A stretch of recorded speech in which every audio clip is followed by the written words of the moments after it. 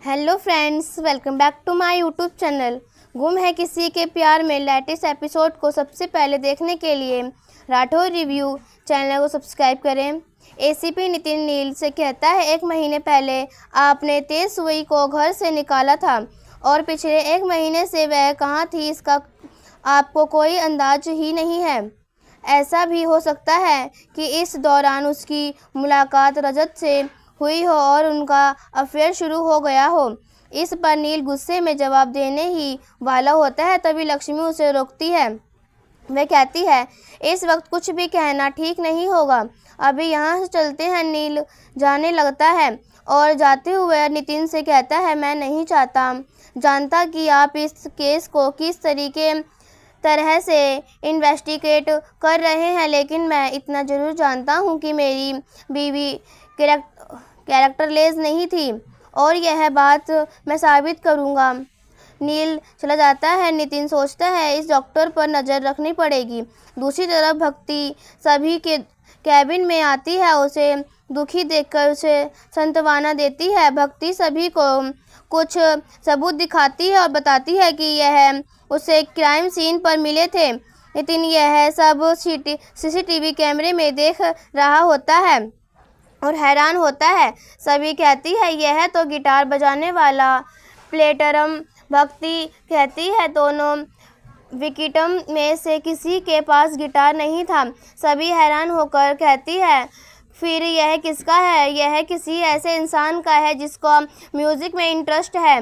भक्ति बताती है कि उसमें सभी फाइलों की फ़ोटोकॉपी करा ली, लेकिन सभी नितिन वहाँ आ जाता है और सभी से सबूत छीन लेता है। नितिन गुस्से में सभी से कहता है, तुम्हें क्या लगता है मैं मजाक कर रहा हूँ? तुम्हें इस केस में हटा दिया गया है, इसलिए तुम इस केस से जुड़ी किसी भी फाइल या डॉक्यूमेंट को हाथ नहीं लगा सकती। नितिन भक्ति को भी धमकाता है और कहता है, अगर ऐसी गलती दोबारा हुई तो वह उसे टर्मिनेट कर देगा। सभी कहती है, इसमें भक्ति की कोई गलती नहीं, मैंने ही ऐसा करने को इसे कहा था। इस केस में आपकी मदद कर सकती हूँ, लेकिन नितिन कहता है, मैंने पहले ही कहा है यह कॉम्प्लिकेटेड केस है और तुम यह इन्वेस्टिगेशन नहीं कर सकती। नितिन के जाने के बाद सभी कहती है, मैं इस केस को इन्वेस्ट कर रहूँगी, चाहे कुछ मुझे आपसे छुपकर ही क्यों ना करना पड़े। इसके बाद नील जा रहा होता है, तभी सभी देखती है कि और सोचती है, आखिर मेरे पति तुम्हारे पत्नी के साथ उस रात का वहाँ क्यों थी। नील भी उसी को देखकर यही सोचता है कि आखिर मेरे तुम्हारे पति रजत के साथ वहाँ क्यों थी। नील वहाँ चला जाता है। अगली सुबह सभी के रजत के बिजनेस पार्टनर सूरज की एंट्री होती है। मीडिया वाले उसे घर घेर लेते हैं और सवाल करते हैं, क्या रजत की मौत से उसके बिजनेस पर कोई असर पड़ेगा? क्या वह जानते हैं कि रजत की हत्या किसने की है? क्या रजत का उस लड़की के साथ अवैध संबंध था? सूरज कहता है, आप पत्रकार थे तो थोड़ा जिम्मेदार भी बन जाए। रजत मेरे भाई जैसा था, वह अब इस दुनिया में नहीं है, लेकिन उसका परिवार अभी भी यही है, तो आप ऐसी बात करके उनका दिल मत दुखाइए। इसके बाद सूरज अंदर आता है और भाग्यश्री से मिलता है। भाग्यश्री उसे देखकर रोने लगती है और अपना दुख जाहिर करने लगती है। भाग्यश्री कहती है, भगवान ने मेरे बेटे को मुझसे छीन लिया। श्री जन भाग्यश्री को सांत्वना देता है और उसे पानी पिलाता है, लेकिन भाग कहती है कि अब पानी भी उसके गले से नीचे नहीं उतरेगा। श्रीजन कहता है, मैं समझ सकता हूँ, तुम मेरे भी भूख प्यास सब मिट गई है। इसके बाद वह सभी से कहता है, तुम मेरी छोटी बहन जैसी हो, तुम्हारे दर्द का तो मैं अंदाज भी नहीं लगा सकता। तभी तारा कहती है, इस लड़की की वजह से मेरा भाई की मौत हुई है, इसे कोई दर्द नहीं होगा। भाग्यश्री भी सभी को दोष देती है। सर्जन उसे ऐसा कहने के लिए मना करती है और कहती है कि सभी और रजत एक दूसरे से बेहद प्यार करते हैं। रजत सपने पूरे करने के लिए कोशिश कर रहा था। वह सभी के कहता है कि जो कुछ भी हुआ उसे बदल नहीं सकते, लेकिन अब इस घर की जिम्मेदारी तुम्हारे ऊपर है, इसलिए खुद को संभालो। सभी भी किसी चीज़ की ज़रूरत पड़े तो मुझे बुलाना मत। रजत मेरा सिर्फ बिजनेस पार्टनर नहीं था, मेरा भाई भी था। जय आप सब मेरा परिवार हो। इसके बाद श्रीजन रजत की फ़ोटो पर माला चढ़ाता है और अपना दुख व्यक्त करता है। इसी बीच श्रीजन के रजत के बारे में पूछने की सोचता है। श्रीजन रजत की फ़ोटो को देखकर कहता है कि तुम जहाँ भी हो खुश रहना, अपने परिवार की चिंता मत करना। तभी सई अपनी फ़ोटो लेकर आती है और श्रीजन से कहती है मेरी फ़ोटो पर भी हार लगा दो। भाग्यश्री कहती है ऐसा नहीं बोलते हैं। सई मासूमियत से कहती है पापा की फ़ोटो पर भी हार लगा है, मुझे भी चाहिए। तभी सभी बताती है सई को रजत के बारे में कुछ नहीं बताया। तभी तारा गुस्से में कहती है तुम कैसी माँ हो, तुमने इस बच्ची को अभी तक क्यों सच नहीं बताया। यह अपने पिता से आखिर बार मिल भी नहीं पाई। तारा का पति उसे शांत रहने के लिए कहता है, लेकिन वह उसे भी डांटती है और वह सभी के पुलिस में होने से डरता है। यह कहती है तारा, वह कहता है कि क्या तुमने दवाई ली। तारा भड़क जाती है और सभी को दोष देने लग जाती है। उसका पति उसे अंदर ले जाता है। सभी कहती है सई को आज बताने के लिए मैं सही समय का इंतजार कर रही थी। तभी सई अंदर ले जाती है।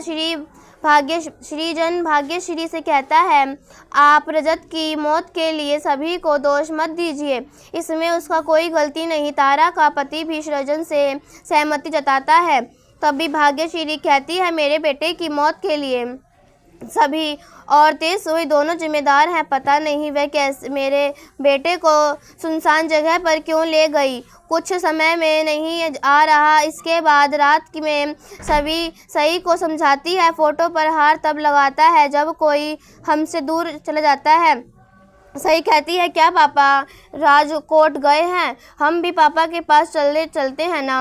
वह रजत से मिलने और उसे देखने की जिद करती है। सभी दुखी होकर सोचती है मैं अब इसे कैसे बताऊँ, यह अपने पापा को कभी नहीं देख पाएगी। इसके बाद सई को खिड़की के पास लेकर जाकर आसमान में तारे दिखाती है और कहती है वह तारे तुम्हारे पापा हैं। अब जब भी तुम्हारे पापा की याद आए और तब तुम उन्हें यहाँ से देख सकती हो। दूसरी तरफ नील भी आसमान देखकर सोच रहा होता है तेसुए भी सिंग स्टार बनना चाहती थी, अपने बाबा का सपना पूरा करना चाहती थी, लेकिन अपना सपना भी अधूरा रह गया और मैं भी अपना ख्याल नहीं रख पाया। नील तेसुई को याद करता है और दुखी होता है। इधर सभी सोचती है जब तक सही बड़ी नहीं हो जाएगी तब तक उसके पापा को अपना स्टार समझना ही ठीक होगा। बच्चे के लिए अपने पिता को खोने का गम है अच्छी तरह जानती हूँ, इसलिए सभी झूठ का सहारा लेना ही पड़ता है। दूसरी तरफ जीतू नील को खाना खिलाने के लिए उसके कमरे में आता है। जीतू नील को समझाता है कि मैं तेरा दर्द समझता हूँ, लेकिन किसी को जाने से ज़िंदगी नहीं रुकती, हमें अपने दुख में और दर्द के साथ जीना सीखना पड़ता है और ज़िंदगी को जीना पड़ेगा। नील कहता है कि मैं तेसुई की यादों ही मेरी ज़िंदगी है, अगर उन्हें भुला दिया तो मेरा ज़िंदगी मिट जाएगी। तेसुई के जाने के बाद मेरी ज़िंदगी थम गई। तीजू उसे खाना खिलाने के लिए बैठता है, लेकिन नील कुछ नहीं खाता। तीजू उसे समझाता है ज़िंदगी में कुछ भी नामुमकिन नहीं, सब अच्छा होगा। वह नील को खाना खिलाने लगता है। तभी श्रीतुराज वहाँ आता है और नील गुस्से में उठकर खड़ा हो जाता है। श्रीतुराज नील से कहता है तेसुई के जाने के बाद तुमने यह क्या हाल बना लिया। आज तो तुम शांत हो, लेकिन उस दिन तो तुम्हारे मेरा गला घोट दिया था। श्रीतुरा पूछता है तुम मुझे इसका दोष क्यों दे रहे हो, मैंने क्या किया। भगवान तेसुई की आत्मा को शांति दे, लेकिन अब यह तो साबित हो गया कि सारी गलती उसी की थी। तभी नील कहता है गलती किसी की भी थी, किसी की नहीं, यह मैं अच्छी तरह से जानता हूँ। यह सुनकर श्रीतुरा चौंक जाता है। उसी के साथ एपिसोड ख़त्म हो जाता है। अगले एपिसोड में देखने को मिलेगा कि सभी नील को चौहान हाउस के बाहर देखकर कहती है अच्छा हुआ यह यहाँ आ गया। अब हम श्री ऋतुराज से बात कर सकते हैं। लक्ष्मी नील को बताती है कि नितिन ने पुलिस स्टेशन बुलाया है। अभी पुलिस घर पर आई थी। नील पूछता है कौन आया था। लक्ष्मी बताती है सभी आई थी। नील सोचता है कि यहाँ क्यों आई थी और यहीं पर एपिसोड ख़त्म हो जाता है। ऐसी ही वीडियो देखने के लिए राठौर रिव्यू चैनल सब्सक्राइब करें एंड वीडियो को लाइक करें। तब तक के लिए बाय बाय।